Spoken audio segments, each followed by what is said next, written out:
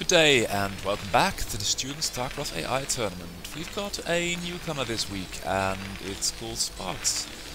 It is by the same author of McGrave, so let's see what it's going to do. For those of you uninitiated in the fine arts of StarCraft Brute War, a Sparks Terran is a +1 with stim bio timing push on base. So thought I should give that away. Of course, we are dealing with Brute War here and not about, or we're dealing with the AI and not too deeply about all the finesses of build order names in StarCraft Brute War, which is having something of a revival. It's all the Korean pros coming back from dormancy to play beautiful games on Africa. International tournaments are still rather lacking, but in Korea the scene again is alive and kicking. At the right end of the map we've got Zer, which I praised before last week or the week before that because of its excellent mutant micro. So it might be doing something like that again, going for quick expansion with a very fast, what's it called, creep colony and sunken. That is surprising. Oh, that's even more surprising because that is 100, 250, 350 minerals. Not even counting mining time, and that's quite early. So ideally you'd have a worker scouting out here, getting a lot of minerals and building a lot more drones, and even only once the enemy is moving out you start popping down a couple of creep colonies, because these enemies without stim would take forever, or not forever, but a considerable space of time to reach this other base. And as you can see, it's already flashing the upgrades in the engineering bay for the +1, and I think it's going to be the +1 weapons. Oh, it's going to be +1 armor, that's interesting. And on the Zerg end of things, we see a spire being finished. Here are some... oh, that's a nice concave. A couple of medics are being built as well. And in the academy we see the... oh, should be something. Oh, the stim. Oh, and Zer is going for Lurker, so no mutant play this game, or it must be as a follow-up to the Lurkers. Drone numbers reaching acceptable limits, and here comes the Spark Terran. 2 mutants out already, no Lurkers yet, and that's really hampering the Zerg at this point, because there is an angry mass of bio with, by this time, stim finished, +1 finished, and Zer's going for the air armor, and unit-wise a lot of muters. Also got some... oh, a lot of muters, 2 muters, 4 Zerglings being produced, and Sparks is going for more marines, more medics, and is waiting some kind of a timing to push. I heard that the combat simulator has great difficulties in estimating the combat value of sunken colonies. And here come... no, they are not coming. The Marines. Mutant numbers are growing to be quite exceptional, and if the +1 armor will be finished for them, that will be a boon too. Worker numbers of Zerg are okay, that's pretty good. Might have... no, you couldn't really sneak a drone out here, could you? Would be nice to have, though, another base out in the open. And Sparks just going for more and more units, while inching up upon these 2 sunkens. Oh, and the muters, which I praised before, are flying in heedlessly and get shot. And here come the Marines attacking the first. Oh, the medics are in the rear, that's unfortunate, because all... oh, the Marines aren't... yeah, they are stimming. The medics are a little bit confused. Oh, we've got 1 Lurker. Is there a comsat? No, there isn't, and even if there were, this depot is preventing it. So we've got 1 Lurker on the ramp. I say if you build a Lurker, that's the right position. And the Terran bio ball is sort of retreating, but I think between this 1 Lurker and a couple of sunkens, perhaps the mutant numbers can get back up. But the numbers, the army numbers of Sparks are insane, and the mutants keep suiciding, so that's not good. Going to speed it up just a notch. As you can see, they are retreating every time one gets hit by a Lurker, but then again, the build of Zerg gets hampered severely. This Lurker could ideally be here and protect the base a little bit. Lots of drones being morphed into sunken colonies, so that's not going to go well. and Sparks is just going to build more depots, more units, and keep the pressure on. Mutas and Hydras are suiciding. The sun can only go off one shot, that's unfortunate.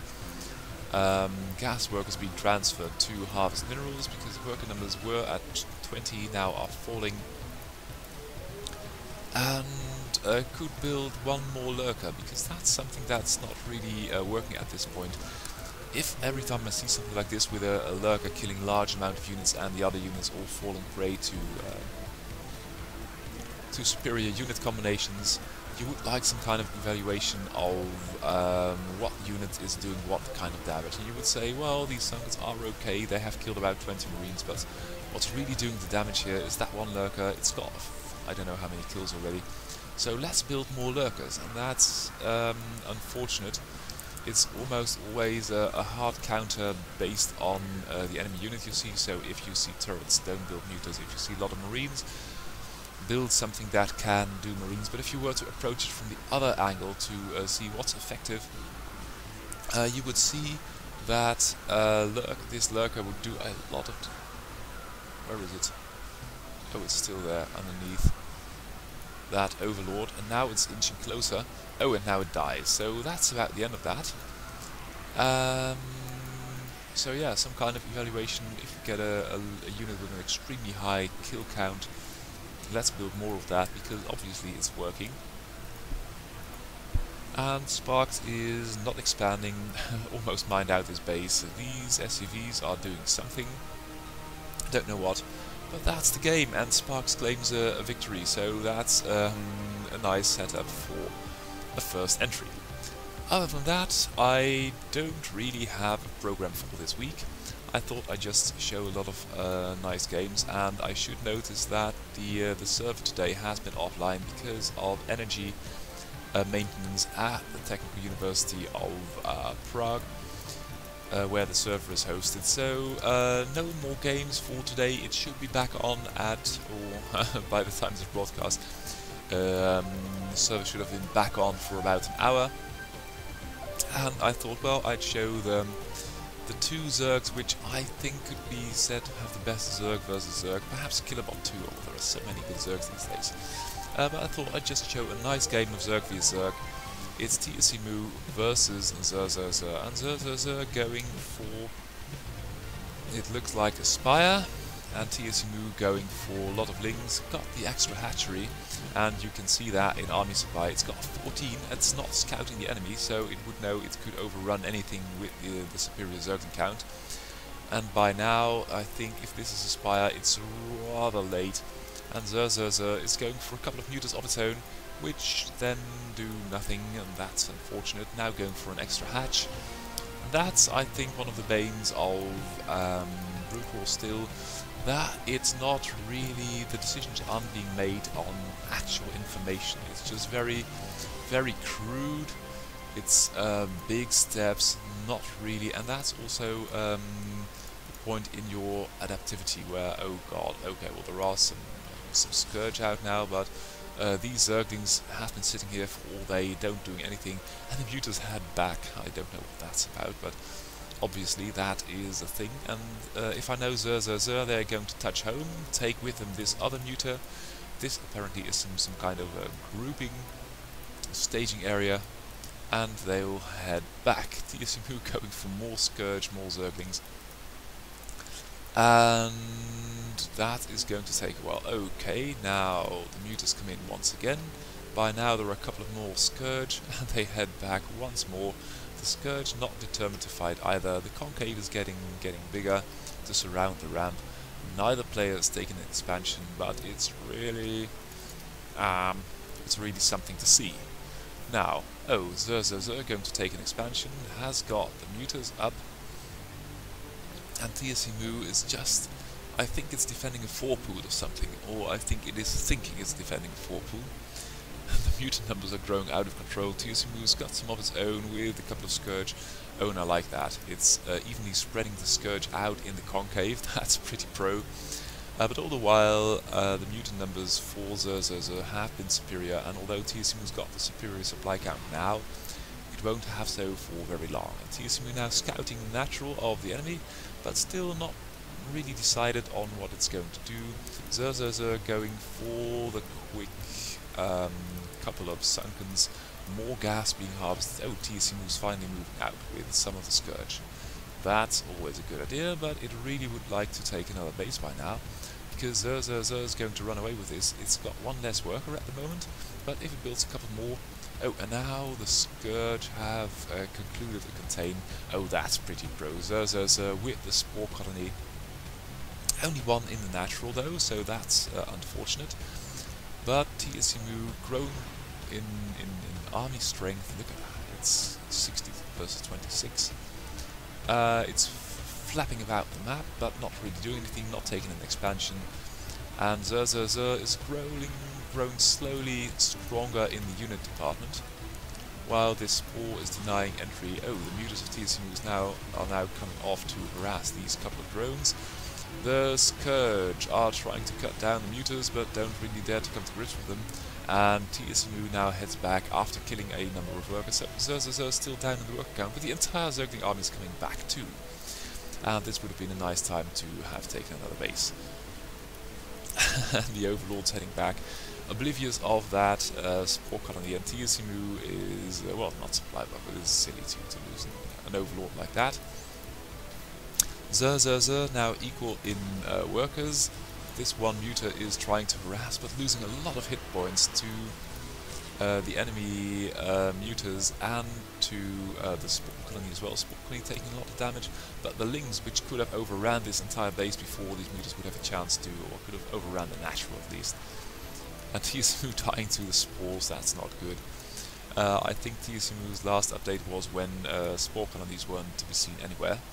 TSMU refusing steadfastly to take another base, which is going to hurt it in the long run, because Zer is now taking a third. And I think that's really the difference between those bots which have got updated. They can just make better decisions on when to take another expansion or not to. Sunken placement might be a little bit lacking, but as you can see, it's now 23 workers versus 16.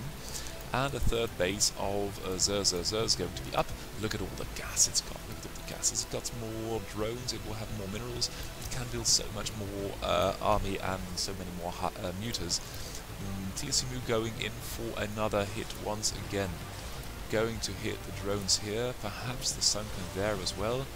But the Sunken is doing an okay job of protecting. And Zer's Mutaflock is really, look at those shadows. It's really growing to be quite impressive. Oh, taking a handful of Scourge to the face, that's pretty pro. TSMU still's got the superior army count by a long way, but these Zerglings don't dare attack versus the mutas. They should just run in, kill the third, kill the natural, kill something, and take an expansion. But TSMU determined to do all this on one base, and with another expansion with the mutas for home defense. Pretty pro. This drone doesn't look like it's going to have much fun taking an expansion here.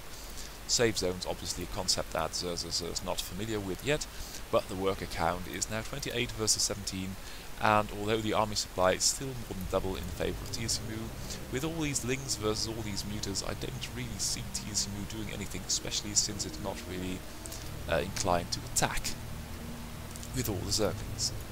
And now come the mutas again. Oh, the Spores do a good job of fending off some of these Scourge.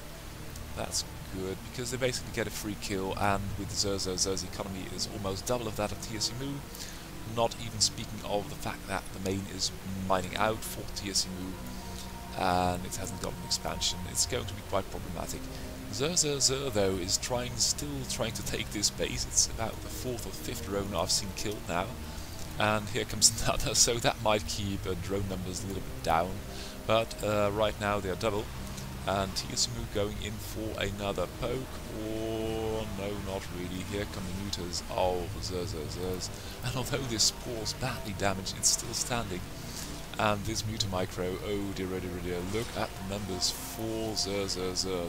It's a cloud, they'll blot out the sun. So many mutalisks, it's really something. And Zer trying to take, oh there was another drone, trying to take this base again, so either go and do something with safe zones or safe paths. Now the Zerglings are being chased out, but there are mutas overhead, so, oh, and more Zerglings too, so no, although these Zerglings here are being chased. But Zer slowly catching up in army supply with 3 bases mining. The muta number is growing ever so much, and it's God, how many are there? And they're chasing one Zergling, so of course they're one-shotting that Zergling. TSMU now severely on the back foot. Main mining out, natural gone. This base, it can't even contest Zer, they're taking off that base.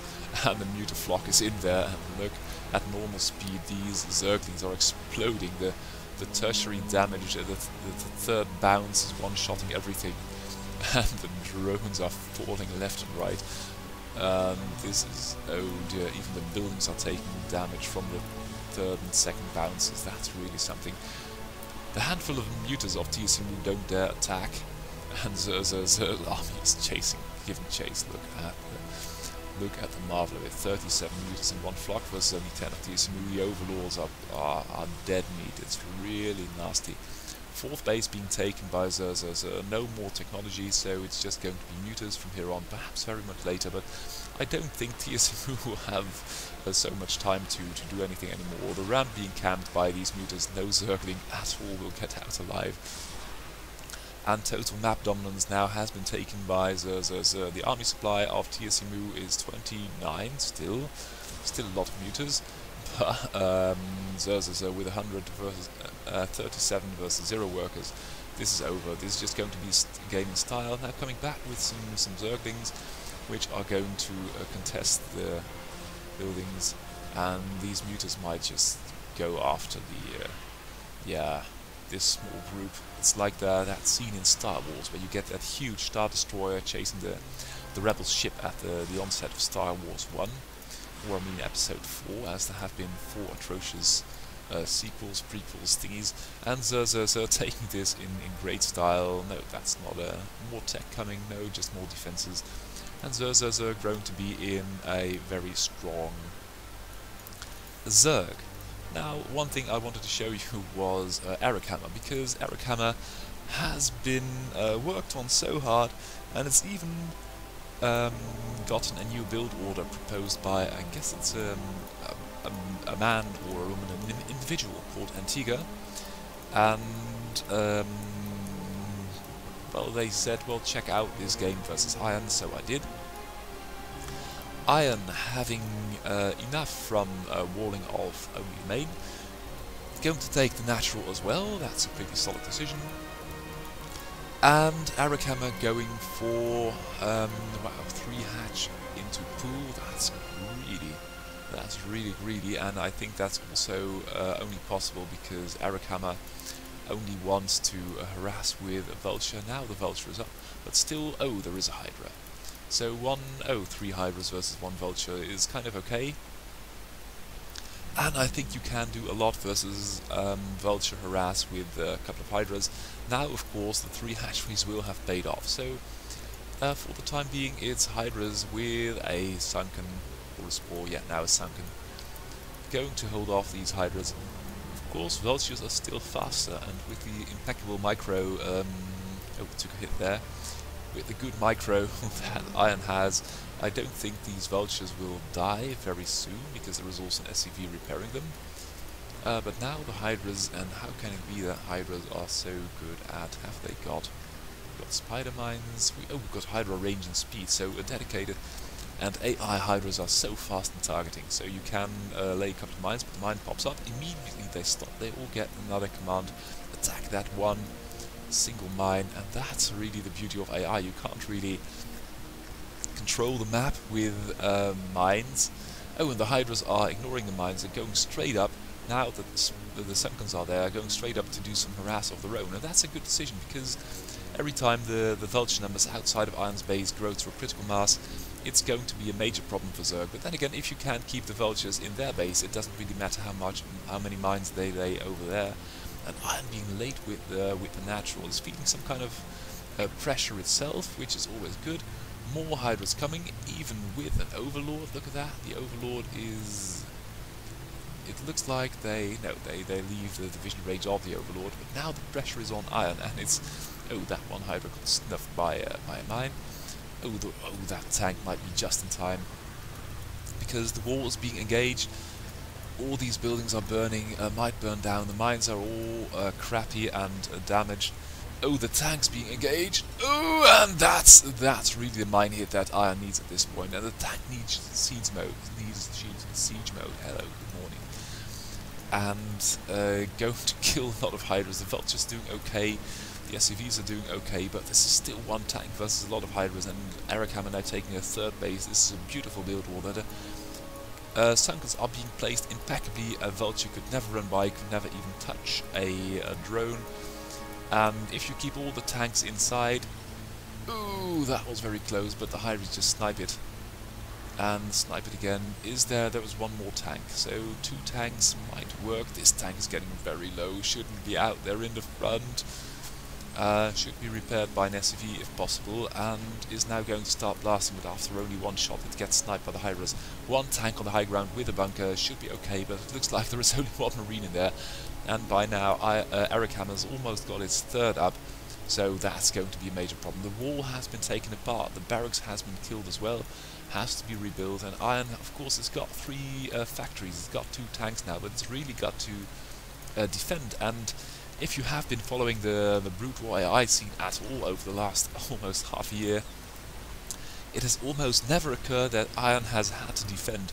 Now with 3 tanks is doing a very good job against these Hydras. So the question now is, what will Eric Hammer do next? Because the 3rd is up, or albeit completely undefended, and a couple of drones are being killed. There is a Hydra coming to the rescue, but it's leaving off again, and oh, yeah, there goes the last drone. And then they move back again, so the concept of defending an expansion isn't really going to work, and Iron is now moving out with the tanks and the Vulture for support, and these Hydras, oh dear, versus 3 tanks with Vulture support. I fear they're going to have to fight a good fight this time with a beautiful surround, but their numbers aren't all that great either, because Eric Hammer's army supply is 9, and that's all in these 9 Hydras. Oh dear, that's not good at all. What's it doing with its money? It's not spending the money, it's trying to get up the 3rd, but now the tanks are approaching, the Vultures are approaching, and the army supply is still only 9. Eric Hammer is refusing to make any kind of unit, but there is a Spire. There is a Spire around the Queen's Nest, so perhaps with a couple of mutas there is no... Oh, there is anti-air, there is 1 Marine, but the army supply... Oh yes, here come the mutas. And 1 Marine dies, so with a couple of mutas you might just kill 3 tanks. Iron, though, using the opportunity to take an expansion, and that's so very pro, because it somehow registered it was under pressure, delaying its expansion, trying to get the right unit composition of, but Zerg doing exactly the same, seeing the Hydras failed, or just having hard-coded that after a couple of Hydras you do switch into muta. Muta numbers reaching quite respectable levels. This Overlord is tagging the mutas. That's pretty good, because the mutas now see where the mines are and clean up a couple of mines in, all the while running over to the enemy base. This turret will get finished.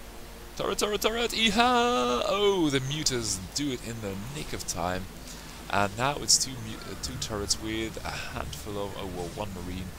And the mutas are taking a lot of damage, but completely disrupting the mining going on here, while not attacking the turrets, and a couple of more mutas on the outskirts are doing the same. So although the muta numbers are suffering atrociously, the natural of Iron is only up now with 3 turrets, but the mutas seem to have taken a lot of damage from these 2 turrets in the main. This turret, Iron would so much like to get this up and running, because it can provide more cover in this area, and these mutas, oh dear, there is only 1 Marine in there, I think.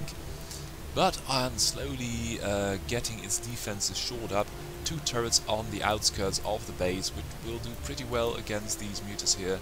The mutas are picking off 1 more SCV, but the SCV is keeping the turret. Oh dear, poor Marine, don't do it. Yeah, that's better. And the mutas can't really get in. So at this point, let's take stock. Eric Hammer is at 62 supply versus 42 of Iron. Worker count of Eric Hammer is 10 up, or 9 up, versus that of Iron's. But Iron with the turrets now, and these mutas going in after so many SCVs, they're taking an atrocious amount of damage, and that can't really be the the meaning of things. Iron, meanwhile, is remining up the entrance of Eric Hammer's base. Eric Hammer going for a hive, and what's this going to be, we'll find out shortly.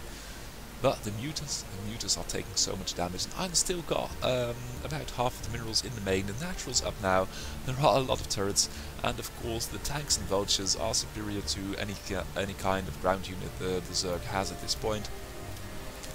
Iron's big challenge is now to make the correct unit composition. Oh, look at these mutas, they're all dying, it's so sad. Somehow Eric Hammer's mutas disregard turrets or something, I don't know what that is. If they see an SUV, they think, oh, well, that's cool, an SUV, and not mind about the turrets, and they hover over and die. That's not what it's supposed to be like.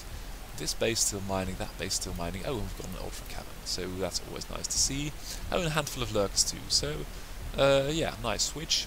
Of course, if they ever get there, they're getting pretty low because the vultures are so adept at harassing them. It's almost like a crow pestering a cat. The cat really can't get anything done, and every time it's a little bit too slow. It's the crows will take it back at its tail or something.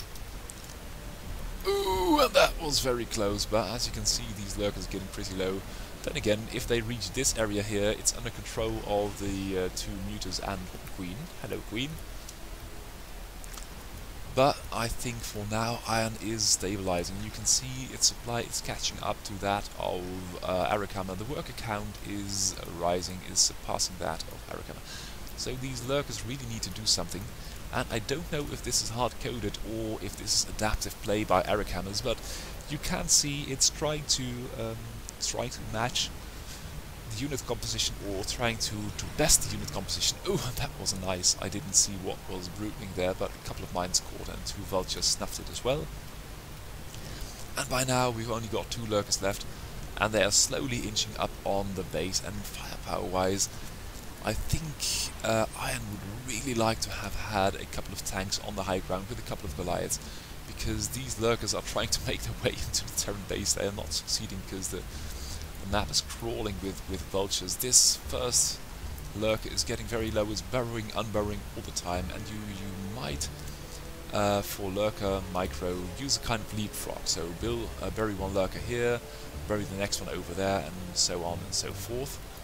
But slowly but surely they are now about to hit the first couple of mines and attack the base properly. No fourth yet from Eric Hammer. More Hydras coming, no Ultras yet. I don't know what this is going to be. Perhaps oh, it looks like a sunken or a spore or something. The mutant numbers are rising, but they are still ignoring turrets, now going after a wraith and taking, oh god, at least 30 or 40 arrows of these turrets, and that's not good. The first lurker obviously has died, and the two behind that can't really come to grips with the enemy. So build order wise, I'd say Eric Hammer is doing okay, but engagement wise it's still there is a lot to be improved upon. But Eric Hammer still laying siege to Iron, still putting pressure on Iron, and I think that if these lurkers finally get a good position, they might really start doing something. The mutant numbers are growing though, the mutant numbers are growing. Let's see how many we've got. We've got 30 mutas, 21 hydras, 2 lurkers, 1 queen versus 2 wraiths, 20 vultures, 1 medic, no marines, and no tanks. And no tanks and Goliaths is really what's keeping Iron in this, Eric Hammer in this contain. Oh, now the mutas should be here to help fend off the wraiths. But the mutas have some kind of a silly engagement logic. They can't really deal with turrets and bunkers well. They over-prioritize. Look, now they're going after the wraith, and when they are retreating from one wraith, another wraith takes another couple of bites at them. Iron is growing in supply so much. Look at all these vultures and all these mines. 2 tanks might have shut this down. 2 Goliaths might have provided a lot of air cover. And now the mutas are going after this one turret and running back again over the bunker. There is now a Goliath too, and no fourth being taken by Eric Hammer. The main of Iron is getting low though, so I don't know. Zerg is generally mining the main out a lot slower. I think that Eric Hammer might perhaps if these vultures aren't going into beast mode because they've got numerical superiority over the Hydra army, and one tank might just shut this down completely. But Iron is so focused on harass. Now the mutaflock is growing bigger and bigger. How many have we got? We've got 80 mutas versus, oh dear, oh dear, oh dear. They're going to do such a lot of damage if they were only attacking. Now the bunker is going down, that might help. And the mutas are doing okay, they are doing okay. Oh, what's this? They had broken the natural, but the lurker refuses to burrow. That's unfortunate, but the Hydra's now in the natural. These vultures don't feel up to the task of dealing with them. No fourth, still no fourth for Eric Hammer. That's that might be improved upon, because it can't deal with mine. I was looking for that. Iron has mined up all the expansions, and it's really not really working at this point. The Hydras, though, are in the natural, are in the main base, and the main is mined out. And if it weren't mined out, there are a lot of mutas in there. They're killing the turrets, and this is just a 1 versus 3 base operation now. And the one base that is sort of mining is being invaded by a lot of Hydras, and these mines might so easily blow up on about 30 SCVs. I don't know how many they are. The Hydra is ignoring the natural for now. This lurk is still content with killing the Comsat, or helping those defend versus those vultures. Eric Hammer looks like it's done it. Greater Spire coming up, that is a, I don't know, another Greater Spire, I don't know. Natural gone, main being invaded, so that was that. And I'm curious as to what this is going to be. We'll find out, hopefully. And Iron is falling. Iron is falling. Eric Hammer has done it. Great build order, could do a little bit better with the engagements, but 2 Greater Spires, always a good idea. Might take another base, but then we'll have to do something about that kind of blocking of expansions. 3 Ultras coming to the rescue, but that's the game, and that's a game versus Iron, so pretty good. So, new bot time, ta-da! We've got Big Eyes, and Big Eyes is playing Protoss, going for a pylon first into a very quick scouting movement. That's interesting. We'll go and have to find out if some cheese is not afoot. At the other end, we've got Oyvind Johansson, and Oyvind Johansson is playing random, so that's pretty pro. Is pushing updates regularly, a couple of times a week, so it's, we've got another good random bot coming up. I think, from what I've seen, the Protoss build is pretty good, so it will be interesting to see for me as well what the Zerg is going to do. And lately I have found more time to watch BWAI games on the server, which has been down today, so that's a bad Sunday for me. Yep, there we go. 1 Zealot, not going to harass. And Johansson going for a very quick, I think it's going to be a lurker build, because that timing of starting your lair first and then the Hydra den is indicative of lurkers. Big Eyes going for, I don't know, a core or a forge, and a handful of zealots. Oh, look at that. 3 cannons all at once, so going for a little bit of safe play. I don't know if it's telepathically scouted that this is going to be a lurker build. Oh, here come the lurker eggs. But with a couple of cannons, it sure is prepared for any kind of lurker shenanigans. These zealots now going to have a word with Zerglings. Oh, I like that. No overcomplicated combat simulator, just go at it, attack. And although the zealots come out on top, they are whittled down a little bit, and you did something with your Zerglings anyway. So, Big Eyes going for 2 gateway into lots of units. And here we've got the lurkers. We've got 1 lurker here, which is taking all the zealots on a wild goose chase. I don't know what that's about. Pretty effective, and the other lurker is buried at the ramp. So, a good idea, but the zealots ignore it anyway and are going after the units. And there are so many zealots, they might just easily push in and on and into the main base. Without another lurker, I don't see a very rosy future. Oh, there's another base for Oyvind. Oh dear, oh dear, there goes the last Sunken. There is only one Hydra, and of course one lurker on the ramp won't even take off all the shields of Zealot. And there we go. There we go, lots of Zealots in the main, that's not good. And Big Eyes going for another gateway, going... oh no, that's not a gateway. Oh, that's a pretty interesting build, because it's going to be Corsair. And the usual follow-up to a Citadel is a Templar Archive, so the Corsair doing pretty well versus the Muta. The Muta now dying, so Big Eyes got the air dominance, and oh dear, Oyvind hasn't got the money to build another unit. That's unfortunate. Have we got Dark Templar? Yes, we have. So the question now will be... okay, so no game plan after the natural, or the main town hall of the enemy is dead. That's unfortunate. Nothing happening here. Expansion being taken. Oh, a couple of carriers. So Big Eyes doing all of this on one base. But of course, as the enemy base is dead already, and it doesn't really seem inclined to scout the map, it's not going to work. Long distance mining. Yeah, that is mining. Or at least I think it is. But not really, because it's not returning. I don't know what that's about. Long distance mining going wrong.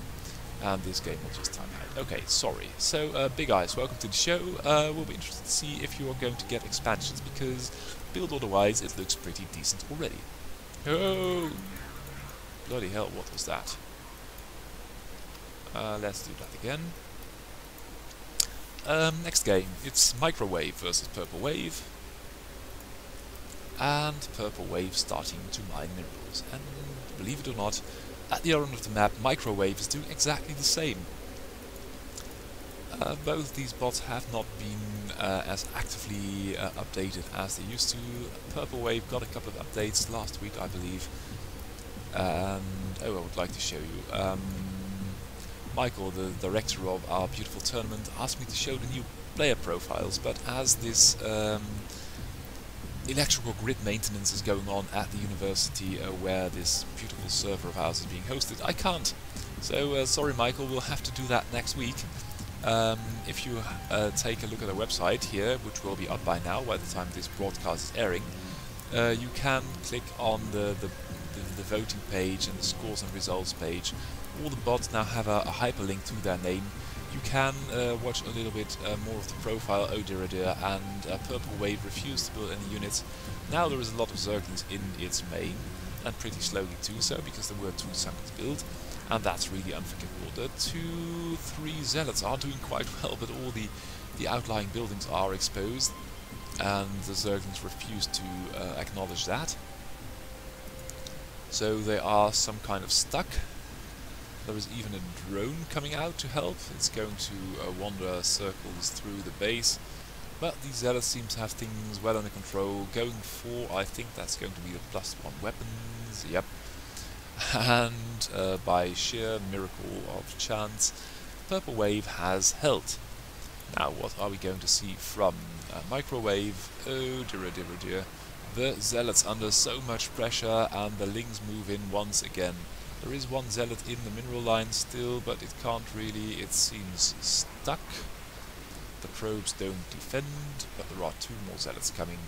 Of course that would all be fine and dandy if there wasn't a beautiful tack path being taken by Microwave. Of course 2 Corsairs out, 3 Corsairs out now, which might be a little bit of a hindrance to any Overlord in the area. Spire up, so yeah, I don't know, for the time being, kind of a standoff. We'll have to see how this is going to play out. The Zealot movement or attacking decisions are very suspect, allowing these Zerglings to kill off quite a number. Okay, well let's see how this is going. We've got 2 Scourge, and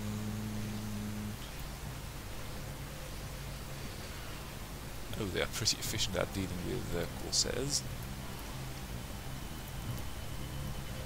There we go. Scourge, come and help please. Yep, there you go. But every time it's attacked, it seems to wander off, and these mutants now attack it. So yeah, Purple Wave seems to be at the mercy of Microwave at this point. Mutas in the mineral line. Of course there is a Corsair, but there are Scourge coming, so that's not going to work for an awful long time. And only one, so no overkill damage with 2 Scourge on a damaged Corsair, 3 Mutas in the mineral line. Worker count of Purple Waves not so good already, it is dropping rapidly. And there you go, you've got a neat victory for Zerg. Then again, yeah, that's not going to be brought back by Protoss. No expansion taken for Microwave, Microwave going for more hatcheries, always a good idea. Damage wise, it's okay, a couple of links to help raise all these buildings, but that's the GG. Purple Wave taps out and leaves the game. I thought, well, since we have a new random bot, let's see what it can do in a ZVZ versus the best. Oh no, that's that's not true anymore. TSM Zerg is not the best ZVZ anymore. We saw that last game. It lost to Zer. It was way too passive. Only tried one base strategy. But I thought, well, it was a nice replay size, so perhaps it's going to amount to something. Going for an expansion and a handful of Zerglings first, and the Zerglings of... Okay, let's take stock. TSMU moving out with the Zerglings. The Zerglings of Oyvind Johannesson are in the wrong place, so that's going to hurt. Hello! Our natural is under attack. Oh no, dice. Okay, so that's something that needs to be worked upon. You can't really lose your natural, stand idly by and do nothing while superior. Yeah, there you go. And although this is actually pretty close with the defender's advantage, but now TSMU's got a handful of Zerglings and they are moving out again. What the bloody hell is that? I don't know. Johansson going for a... okay, well, obviously this is the right time to take a third. Tech-wise, got Hydras, TSMU's... knowing TSMU's got notes... oh, it's going for Spire. And superior Zerg numbers. So while the third of Johansson is starting, it's got 4.5 army supply, no Sunkens, a couple of Hydras, that's good. I think it's that trying to make Lurkers again, like it did in the game versus Zer. But if you are playing TSMU and TSMU's got Mutas, I don't think it's really going to work, is it? TSMU going to scout out the enemy base. And although the Mutas don't really dare touch these Hydras at the moment, and these drones are mulling about like crazy for some reason, the worker count of Johansson is superior to that of TSMU, but these Lings leave the hatchery well alone again.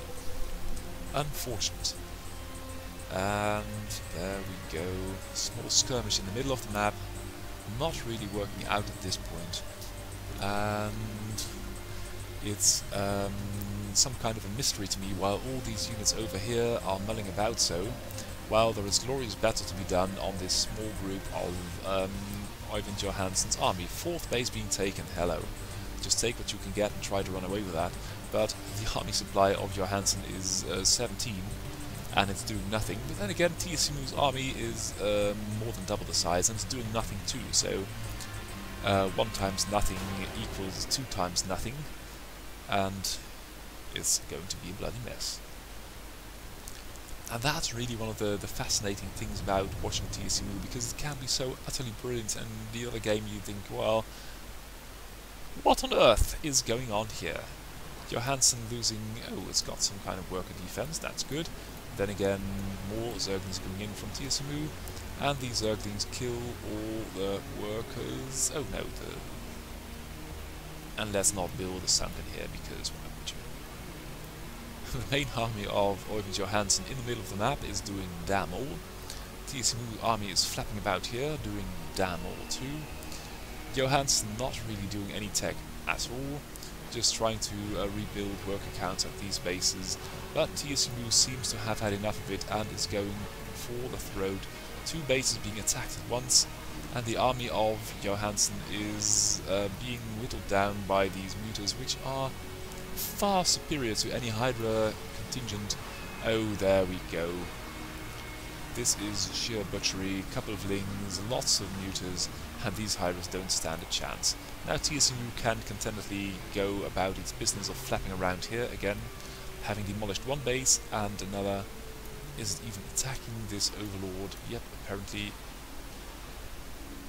Oh well, it is sort of attacking this, or it's trying to hump that Overlord. I don't really know how Zerg do that, being spawned from larvae, and I don't really think that mutas have a reproductive urge, but apparently this one thinks it's a dog, and oh, perhaps it was just too close to the Overlord, and that is quite beyond me. Could this replay be bugged? I don't really know. Then again, these mutas seem to be working quite dandily, and Johansson is now confined to its base once more, while mutas are flapping all over the place, TSMU refusing to take another base. But here come the Zerglings, and the Zerglings are going to kill the natural. With the mutas support, the Hydras and Zerglings, okay, well that's... okay, aborting, not going into this game anymore because either it's bugged or I don't like the way both players play.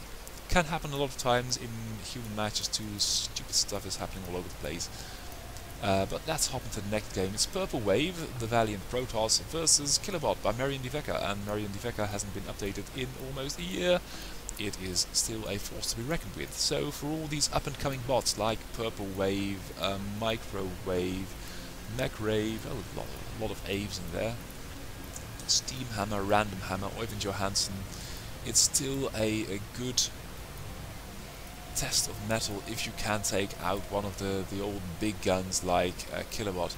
Oh, and I don't know what they were doing, they are taking down this pylon, and I think that Killerbot will be done with this. Sure. Oh no, all the... where the hell did those zealots come from? Bringing it back just now. These couple of Zerglings might take another probe, but oh, there it goes. Purple Wave with a very tight hold, and Killerbot being repulsed, but not at before taking a third. Two Sunkens here, which might be argued as okay. Two Sunkens there. Oh no, that's not a hatch. So Killer going for a lot of Zerglings, lots and lots of Zerglings. Zerglings all over the place, transferring a couple of drones. Keeping scouting, that's always a good idea, and now trying to fend off that push. Oh, and it's not really prepared for the Corsairs, because the use of Corsairs has been more recent than Killerbot's last update, and it is not adaptive enough to deal with the Corsairs. Then again, it can make, and will make, versus Protoss Hydralisks, which are pretty good at doing awful things to Corsairs. But then again, the Overlords are flapping about so much, they are not really seeking the protection of these Hydras. And this one Hydra is getting caught by this one Zealot. It's a bit of a messy skirmish in the middle of the map. I think for now I've got to give the upper hand slightly to Killerbot, because although there are Corsairs out, you can see the Hydra count relative to the Zerglin count of Killer is increasing. And there will be a lot of Hydra pressure on this natural, and as there is no kind of AoE damage, no storms, no reavers by Purple Waves, I don't really think it can deal with that. The Zealot numbers are still okay. And although the natural Nexus is taking a lot of damage, the Hydras have been for now repulsed. And of course the Corsairs are flying about like buzzard hawks and just trying to kill every and succeeding in killing every Overlord they can lay their flashy weapons on. Then again, this is not good. But right in time, the Zealots move back to try and deal with this small ground army of Killerbot. Killerbot taking a fourth base, and as the Hydra numbers are growing, the Corsairs are not really finding prey as easily as they used to before. Army supply-wise, Purple Wave still ahead, but that's in Zealots. And Zealots as might be... oh, but now we've got the Reaver, so that's right on time. These Zealots and the single green bought enough time, but they shouldn't move out too much, because that Reaver is going to need protection, and if you are going to be kited by these Hydras, it's not going to go well. Fifth base being taken by Killer. And Killer just doing this beautifully, just not over-attacking, not overdoing things, not over-upgrading, just keeping a very nice army fighting in the vicinity of these Sunkens. And although, yeah, there you go, now it could have done with some protection of a couple of gateway units, that Reaver, and now it's going to be a bloody massacre, because there is a lot of Hydras in the natural, there is no Reaver, there are 5 bases up for Killer, and it's going to go downhill from here. Supply is more than double, the natural is infested by Hydras, and there is 1 Reaver, but it's being engaged, and there is only 1 Zealot to help protect it. So what can you do as a single Reaver? Only so much, although it's delaying the onset of this wave of Hydras by quite a long time. In the end, the Hydras are going for the Jugular, going for all the probes. There is no income left for Purple Wave. Killerbot taking another base. It's just a beautiful, slightly antiquated but very good piece of machinery. And Purple Wave calls the GG. That's what happens if one player suddenly leaves the game if it's been defeated. So it says, well, how many workers have I got? How many Hydras have I got in my base? How much army have I got? Have I got any chances of winning this? No, let's bugger off. And just to demonstrate, I picked another good game. I thought, well, what can I show? I can show a beautiful game between Killerbot and Icebot. Icebot last update was in 2013. That of Killerbot in 2016, right before the last major tournament of ours. And Icebot used to have Killerbot's number. But with the last update it's all very close, and it's got mines and tanks versus, well, you saw the micro capabilities of Killerbot last game. So that's going to be somewhat of a fascinating battle. Again, we see a lair with a Hydra Den, so it's going to be lurkers. But there are tanks and comsats. One, two, could do with a turret, because if you've got to keep scanning those lurkers all the time, it's going to cost a huge amount of energy. Oh, there are the turrets. So with this supreme siege tank position, and I must stress that after 4 years after its last update, Icebot still has the best tank movement ever, period. It's not unsieging unnecessarily, it's using these impassable structures and high ground, low ground to its full effect, and it's just very, very hard for a Zerg player to get in there with 2 turrets for detection, 2 comsats nearly fully full, and these tanks are going to shut down any lurker that will show its ugly head in the entrance of the natural of Icebot. Then again, Killerbot is taking advantage of the situation to take another base, and will take more bases. So eventually it will have so many units, it will simply be able to outproduce Icebot, and Icebot now going for the charge, and with the scan it's doing beautifully, just providing a little bit of breathing room for itself. These tanks really would like to be somewhere around here, now moving out again, sieging up, and these lurkers are taking a huge toll. Oh, and now the lurker tank battle is coming to a head, but as you can see, these tanks don't have any difficulty with that at all. Going for a massacre, and I think this is going to be a 4th base, and now, ooh, I like that. I like that. These queens, I think they'll, if they do spawn brutling, they can take out tanks. And Icebot, of course, has only got a 2-base economy, so yeah, that's going to be a 4th. But these tanks are so powerful, and Killerbot doesn't even have the resources to build lurkers anymore. If you've got good tank movement, you can be so incredibly powerful. I still don't really know what this beautiful crescent concave of ions is all about, but it's an effective form, because if the units are coming from here, not all units will shoot at once, and you'll have a nice damage range. And if they attacking one angle, they can only take perhaps the first 3 tanks, and only then reach the last bit, but you've suffered a lot of damage from there. Oh, now Killer is going in to be in trouble, because there is a dropship coming. It's going to, oh yes, I think I know what it is. There is a high ground here, and its ice will try to drop over there. There is a lot of pressure. Look at that. Here we've got the first brootlings. 4 tanks were brootlings at once. Sorry I missed that. Switching back to normal speed, because we've got 2 tanks cliffing the natural with extra vision by this dropship. That's so very beautiful. But there is a queen coming, and I think it's got broodling.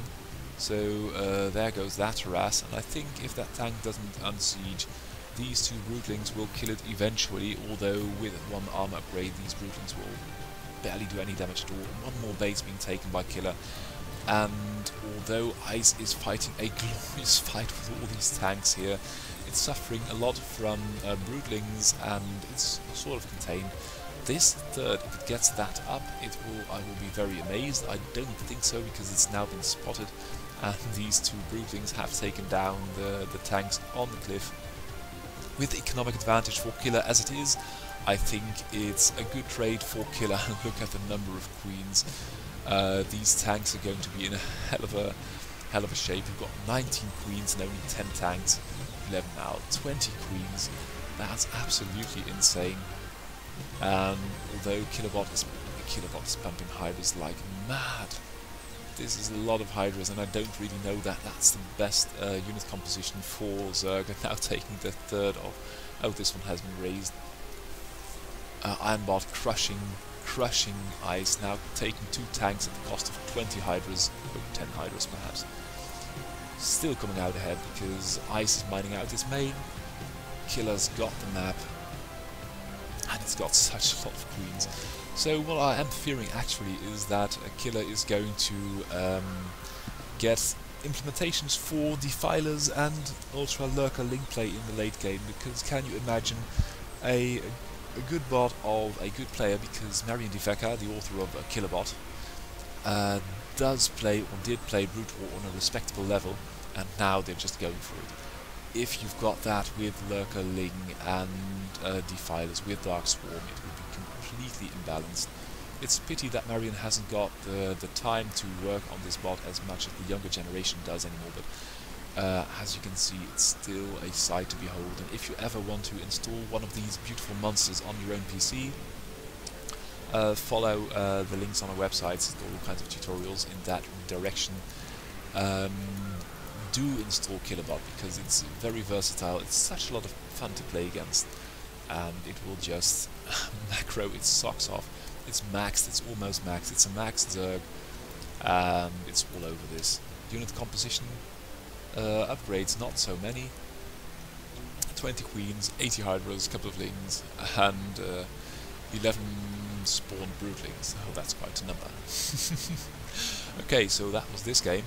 Hopping into the next, because we got an update from Kaonbot, and I thought, well, it has an okay win rate, which I can't show you because the server is down, and also the win rate page is on there. Let's bid it against bWapi, because bWapi hasn't been updated in a while, and Kaonbot, it's got a little bit of an unorthodox playing style, but it's rather effective, so perhaps it's going to show a nice game. bWapi going for a gate first into another gate, gate first, gate second, and Kaonbot is out there with the Marines already, and that is what I mean. Losing a Marine versus a couple of bit of hit points on the shield of that Dragoon. It's now got 4 Marines, and 4 Marines can take on a Goon. Presumably it doesn't really kite. It only fights. Now the probes come off the line, and with 3 bases taken already, Kaonbot is doing beautifully. It's only got 1 barracks though, that's surprising, because the mineral count is atrociously high. And the SCV count is out of this world. Now bWapi taking the field with an army supply of 8, and Kaonbot's only got an army supply of 2. I don't know where the barracks are at. Now the natural is falling. Oh, and here come the barracks. Oh god. Building 1, 2, 3, 4, 5, 6 barracks at once. At the price of the natural, and I hope it can bring it back, because there are now goons in its main already. Oh, it's supply blocked. It is supply blocked. And taking another base. I think that this barracks timing isn't really all that's cracked up to be, and only after SUVs start dying and a couple of depots have been built, it can now produce a lot of Marines, but by now there is a Reaver shuttle in there, So this might have... Oh, rebuilding here. Oh, that's marvellous. That's absolutely gobsmacking. Random barracks here. The concept is quite good, although the timing of the second and third barracks might have been so much better. The main has been carved up long after natural has been gone. The new main is being attacked as well, and although this is a promising road to take, just try and take the map and build as many barracks all over the place as you can. And here it's going to do that again with a little bit of tech to add as well. It's not building any units, and that's the big problem, because its army supply is 2, or now 1, and BWAI's just all over this. BWAI taking the third, just doing its thing, attacking up with the superior tech and superior units. Now going to town on any and all thing Terran. That was Kael'Bot, a valiant attempt, and BWAI, because you played so beautifully and I selected this game anyway, I had to select this game, all these games yesterday, because the server was going to go down for today, until 1 hour before the broadcast, and I would really like to thank all the electricians of the Technical University of Prague for their consideration, that they finished these repairs in just before our broadcast. Well, I don't really think that was one on the top of their list of considerations. I think they just like to have an evening off on Sunday. So, BWAI going to fight Eric Hammer, which we saw take down Iron, which is no small feat in itself. Finding and catching a scouting probe, another scouting probe, oh no, this scouting zealot is going to come forward. One more zealot coming to go. Oh, and this zealot is dancing beautifully. It's trying to kite these Zerglings, but it's going to snuff it in the end, killing one Zergling. And now there is only one zealot left, so perhaps BWAI might suffer an ignoble defeat, and these things now, they bugger off. I don't know why. Still, there is only one zealot, but that one zealot is doing beautifully. Oh dear, oh dear, oh dear. And that's always such a beautiful, difficult decision to make. When to get an expansion, when to build more units, and a small tip, if you're under attack by a handful of hungry Zerglings, the time to build units is now. Oh, and the natural nexus just survives by a couple of hundred hit points. Nice. Cannon could be placed here. I think that's going to be cannon 2. And now 2 zealots are going to move out, but this time it's Hydras they're facing. And although there are, I really hope these are cannons. Yeah, this is a cannon. So with the cannon and the zealots, you may hold off this wave of Hydras, but oh god, oh god, oh god. These Hydras just too imber, and they are tearing down everything. Perhaps with a Reaver you might organize some kind of a defense, but your natural is gone. Eric Hammer is on 2 bases, and Eric Hammer is really starting to impress me. He's working so hard, and really impressive at this point. Some kind of defense with 1 turret, 1 cannon on the high ground, couple of zealots, now with a goon, but could really do with a Reaver, and that's the Reaver. And just as the cannon is giving way to the Hydra pressure, and this Reaver is just saving BWAI's bacon at this point. Cannon being rebuilt, that's good. Oh, that Reaver's never going to get down the stairs. Oh, and it's being swallowed up by this shuttle. That's unfortunate. But with 2 cannons now, or 3 in... Oh, only 2. 1 more Reaver. Where is that shuttle going? This shuttle is trying to do something nasty with the Reavers, which are so needed for defense. And... oh, that's a nice shot. And the Zealots should really protect that Reaver, because if that Reaver goes down, it's going to be a horrible fate for the Protoss race in this battle.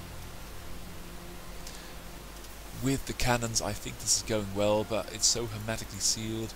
Eric Hammer could just take another base, and I like... ooh, that's some very ugly reavering by... or beautiful reavering by BWAI. The name says it all. So many probes are going down, it's just a beautiful sight to behold, and only once the pressure is on, Eric Hammer morphs more of these poor creep colonies into sunkens. Unfortunately, they don't really provide enough protection for these drones. And the drone harvest is continuing, giving Reaver the chance to set up a natural of its own. Arakama might have taken 2 or 3 bases during this huge pressure on the base of Reavers. Nexus placed a little bit out of whack, and with the Zealots and the Reavers, I think a lot of pressure will be put on Arakama. As you can see, supply-wise, Arakama is falling behind because it's losing so many probes, and only now 1 neuter is bringing home. Ooh, and it just escapes by a slight margin. Zerg now having to fight at the ramparts, at its own defenses. Supply-wise, it's almost only a little bit more than a third of the Reavers at this point. And the Reavers are just doing such a god-awful lot of damage. The Reavers, such a beautiful piece of coding. I can't wait to see it get an update for the next major tournament, because it's the author of the Reaver is so talented, just making a bot like this on the first try. It's absolutely marvelous. The Reaver going for more and more units, now even a High Templar, and I think it can only be a matter of time, unless these Mutas, because these Sears, there isn't really much anti-air on the side of Protoss, which might just keep Arakama into the game a little bit longer. 1 Muta caught, then of course, the probes will be very exposed here. Although there is a Corsair, there is no third for Reaver either, and its main is getting low as well. The Mutas are suffering a lot from these cannons. I like these cannons a lot. They are trying to hit those cannons, but they're not really effective, and there is a Goon too, and there is a Corsair somewhere. And if this hungry army of 4 Reavers...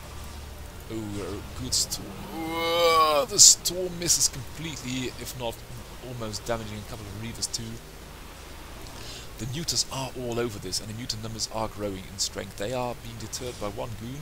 I don't know what that's about. There is still 1 Templar. I think it's still got 1 Storm left, or it can't really morph into an Archon. And these Mutas should really take down these Reavers now, because if they don't, it's going to be a hard fight for the ground forces.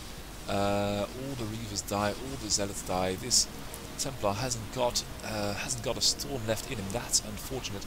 And all of a sudden, with the switch to Mutas, this game is wide open again, and as the last game of this broadcast, because, well, I can't rant on indefinitely, and my replays are done too, and I can't get any more because the server is down.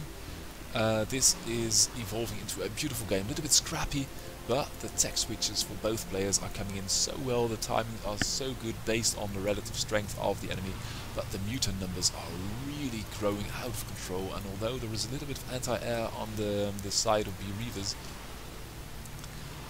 the grouping, the not keeping its army tied together is really costing them this time. Arakama still refusing to take a third, meanwhile spending a lot of minerals into defensive structures here, which is good versus Protoss if you've got a small buffer zone here at the bridges, but you might take a third, you must take a third really. Although these mutas are all over this, and these Templar are gathering up energy for a clutch storm. There is 1 Corsair, but what can 1 Corsair do? These mutas are now one-shotting goons, and it's going to be... Where the bloody are they going? They are so strong, but they're not realizing it. They're flapping about way too much. They are spreading, but it's only 1 Corsair, and 1 Corsair you can take out with your eyes closed. Now these Templar have got Storm, so if these mutas swarm up again, they can suffer so much damage. Then again, oh, there we go, they're going after the probes, and the Storm, the first Storm sort of misses, the second Storm does a lot of damage, but the mutant numbers are just grown out of control, way out of control. And now Arakama is taking a third, so once this third is taken, the natural of the Reavers is still depopulated, although the Storms do quite well. Look at that, 1 more Storm, and there are going to be 10 dead mutas dropping from the sky. This last game is really gratifying me. For some reason I've got such... I don't watch the replays which I am casting, because I like to have some fun for myself too. Oh dear, oh dear, oh dear, 1 more Storm and all these mutas will drop dead. It's almost like they have been plagued at this point. Here comes the Templar. It's keeping its distance because I think it's not ready yet. there are Templar here which have got a storm. These mutas should be so absolutely careful. And there comes the storm. It kills a couple and it kills another couple. There is one more storm in that Templar there, I think. But by now the third of Eric Hammers is nearly finished. The main of, oh look at that, it's got nearly no probes left. There are at the natural. And taking another High Templar. And the damaged mutas are here. And BWAI trying to take this base, but I don't think it's going to work. All the probes are going down. More mutas are coming over to help kill the workers. 61 workers. Eric Hammer on a very low worker count. BWAI is... no, that base got found out, and this cannon is not going to go up at all. And there are mutas. The mutas are all over this. But BWAI's gotten snuck up a base over here. I haven't been paying attention, and of course on the Twilight map set, it's really hard to keep track of the codes. I'm just being lazy. Sorry. So now it's a 3 versus 3 base, and no, I don't think this base can be salvaged. This base looking okay with 3 cannons. Might get a couple of gateways to help produce units. Oh, this must be those minerals with only 4 minerals left, which is not worth the trouble of mining. Should be mined though, because you could use the building space for something. But for now, BWAI is back in the game. The army supply is about equal, and although the mutas are still all over this, it might just morph an Archon, because Archon would be so strong. Eric Hammer, meanwhile, continuing its spread of defensive buildings, which is good, but BWAI now taking a 1, 2, 3, 4th. The original 4th was that. Oh, it's about to be retaken. It's about to be retaken, and what you do as a Protoss, generally you'd like to build a couple of production buildings here as well, because then if your entrance here gets, oh dear, order, look at that, mutas. There is no anti-air, there is no splash, there is nothing. These mutas might still win the game. They are very low, but there is just not enough anti-air. These goons are getting one-shotted. Oh well, the formation isn't that tight, but these mutas are doing beautifully. BWAI needs more Templar, it needs them now. If you've got a couple of gateways here, you can build a High Templar which can hold off 20 Hydras if it's got full energy. Look at the worker transfer, that's just beautiful. BWAI is macroing beautifully. Only it really needs to do something versus these mutas. It's got 1 Templar, but it's over here, and there's not much good over here. And are there more Templar coming? Not really. A couple of cannons. Natural is under attack. Of course, this base is up. The workers are being retransferred again, so economy-wise, I think BWAI is in an okay shape. Yep, there goes another base. Oh, this might be interesting, with the Protoss base here and the Zerg base there. But the mutas are so dominant, and they are going to tear into these couple of goons. The goon numbers are growing. I think BWAI might have done it. With the 3rd base here, with the saturation, 4th base here, a couple of cannons, and now the goon numbers are growing so that they can actually contest these mutant numbers. That's another high temp, another defensive structure, and a couple of zealots into this base of Eric Hammers. I really think BWAI might have done it. Although that Reaver is being engaged, mutant numbers are dwindling. Army supply is at this time 4 times that of Eric Hammers, and BWAI brought it back from the brink of death. And although it's natural, it's still a war zone. It's not having any workers mining there for ages. The army supply of Eric Hammers is dwindling, while the army supply of BWAI is growing. And this base has been shut down. This base has been reclaimed. And there are turrets, there are production facilities, there are more Templars coming. At this point, it is a very hard fight, and it's going to be about this defensive area over here. Of course, there is a handful of Zerglings. There is still a small flock of mutas, which should... oh dear, look at all the damage rolling in here. All these High Templar, 2 Reavers, a lot of goons, and BWAI is just setting up shop for a major frontal assault on the bridges, with the Zerglings, with the sunken colonies, in the rear, and here it goes. And this one storm takes care of more than half of the Zerglings.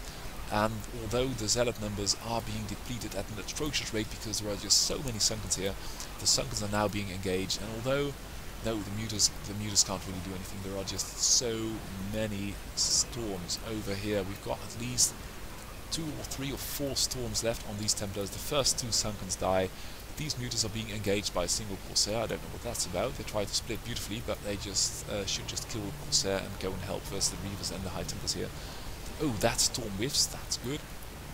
And now, although 3 Sunkens died, Arakama is still in a good position, but it should be careful that the main army of Protoss doesn't go and hit its third, and then again it should do something about the time, because B-Reaver is all over this. With 84 versus 25 workers, it is going to be a hell of a fight. Upgrades are spitting everywhere on the Protoss end of things. The Mutaflock is being outgunned by these Corsairs, and the Corsair is finally dead.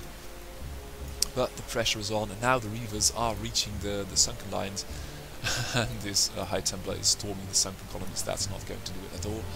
This last game is really something, but I still think that unless Arakama pulls a magic black hat out of his rabbits or something like that, well, it's got an ultra, it's not going to work, and I think this is going to be over relatively soon. This is going to be one hard fight, but the production capacity... Oh, we've got 2 Guardians which are being snuffed by 2 Corsairs. The production of B-Reavers is just too good at this point. 1 more Sunken dying, and of course the Ultra versus 3 Reavers doesn't stand a chance. This Sunken is going to go down as well, and now we've got the Zealots into the natural once more. The third is being engaged as well.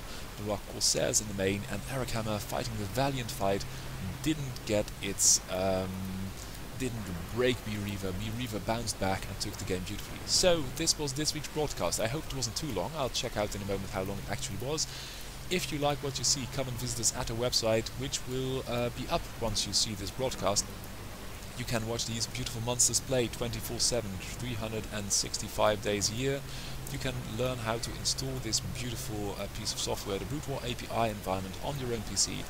Play against these bots, and if you are so inclined and feeling a twitch of ghostiness in your left feet and your right hand, you can learn to code these beautiful AIs yourself. This was this week's broadcast. We'll be back again next week. For now, I thank you and say goodbye.